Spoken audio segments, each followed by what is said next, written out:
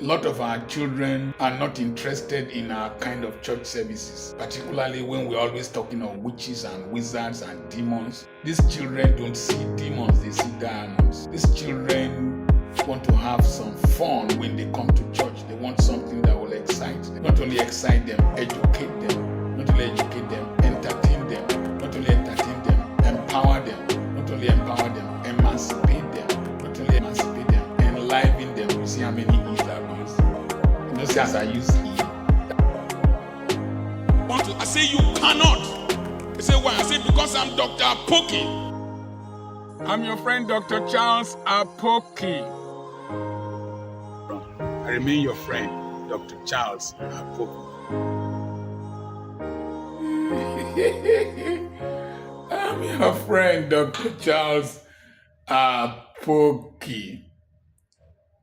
I was discussing with somebody from New Jersey in the United States, and he said that I should have been a comedian. Yes,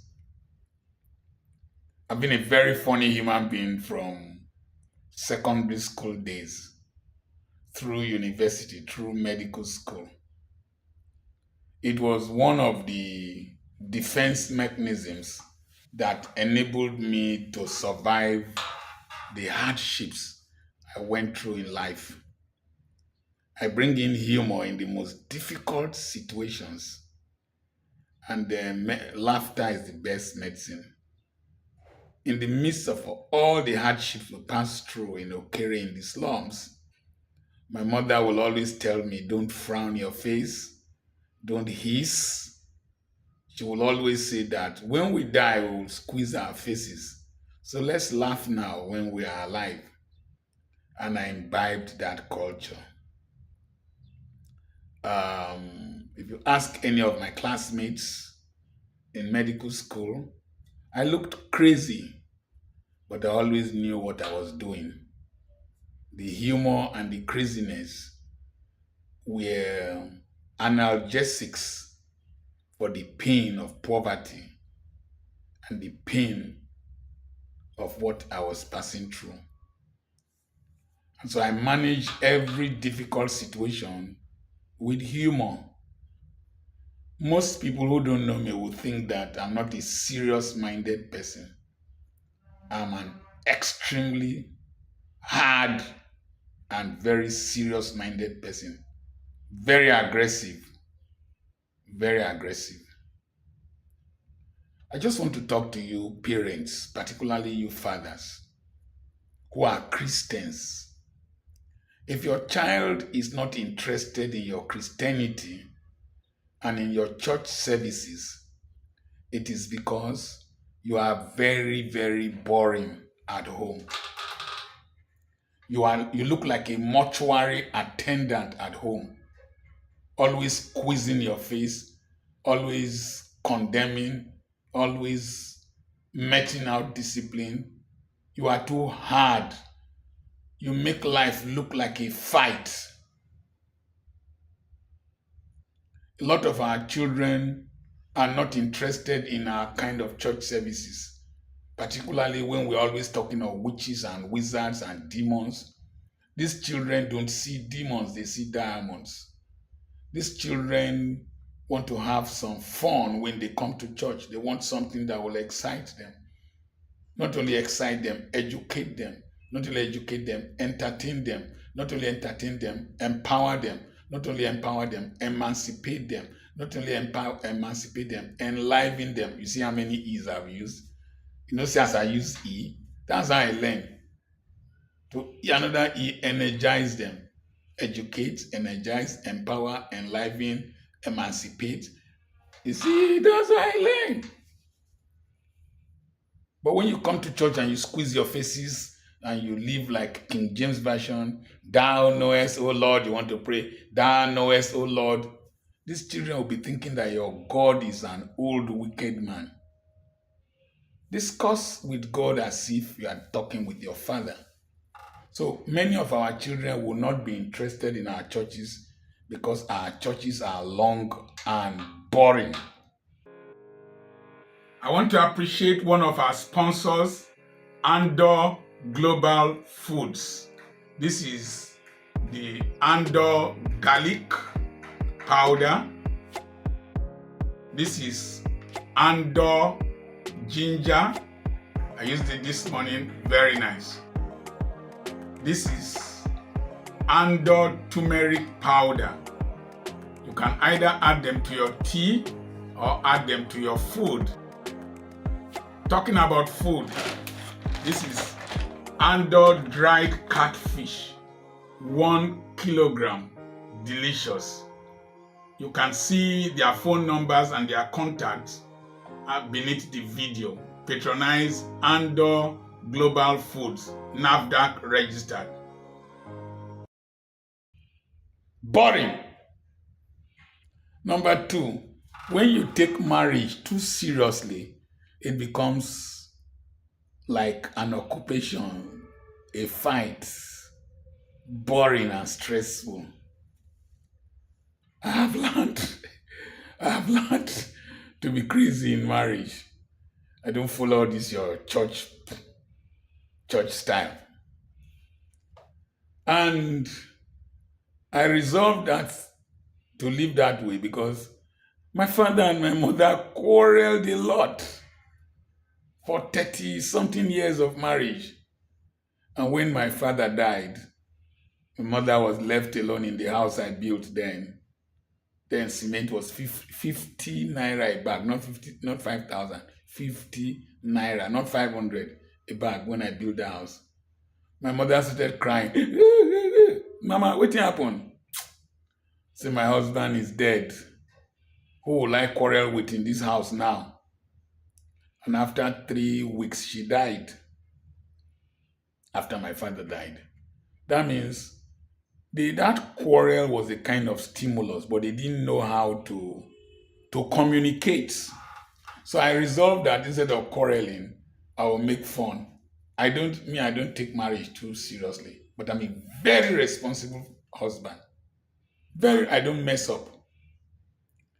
Recently, I noticed that time of drinking tea, I must have shared it with you, is when my wife places a demand on me.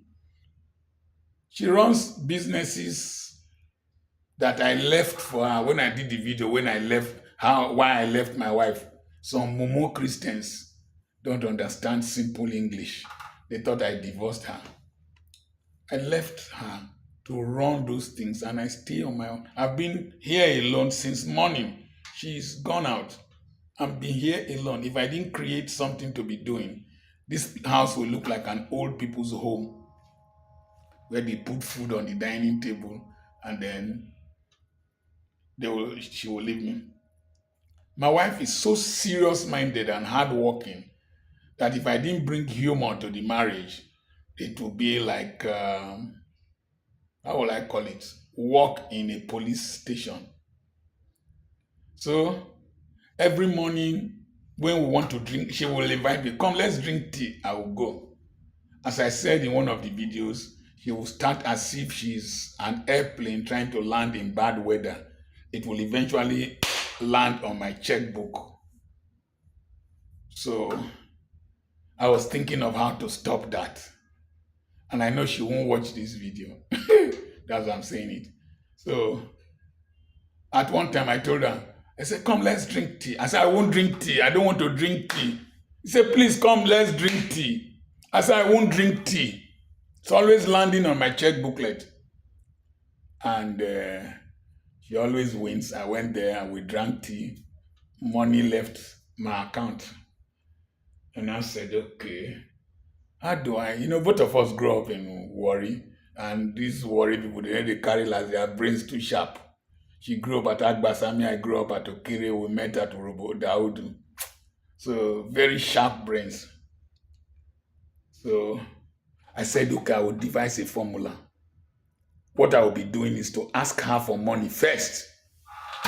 So last Sunday, I asked her, please give me some money for offering. I don't have offering. Please, please. So she went and brought offering. She gave to me. So she thought I was very broke. Then I started using that formula. This morning she caught me. I was discussing, my son called me from Europe, and as we were discussing, I gave the phone to her. Then these women are bad. So I took the phone and went into the room. She followed me to the room and sat on the bed beside me. So she was listening to all I was saying with my son or our son. When I finished, then I off the phone. Then I told her, please, I will need some money to attend a marriage ceremony. She said, I was thinking of asking you for money to buy petrol for the car, for our car to take down. I said I needed money.